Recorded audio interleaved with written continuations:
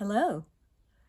In the 1 Kings, chapter 19, it says that God is found not in the wind, not in the earthquake, not in the fire, but in the still, small voice.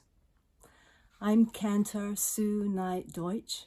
I'm a cantor and a chaplain, and many years ago, I started a practice on Rosh Hashanah of going across from my synagogue to the local hospital to blow shofar for people who were sick and sometimes dying. I would warn the nurses' station that there was going to be this loud trumpet sound. And I was surprised the very first time I went, after I'd finished blowing the shofar, I looked around and I saw at the door nurses and doctors and other Jewish patients who had responded to the sound of the voice of the shofar. It occurred to me that it had reached that still small voice within the soul.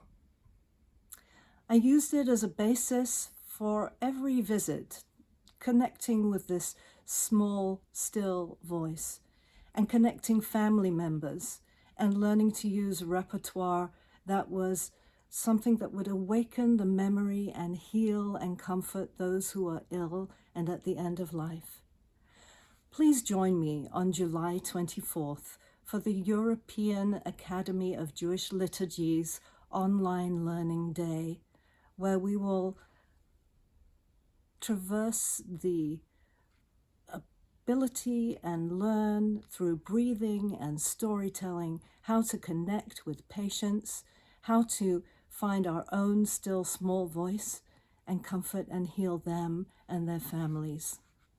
I look forward to seeing you there.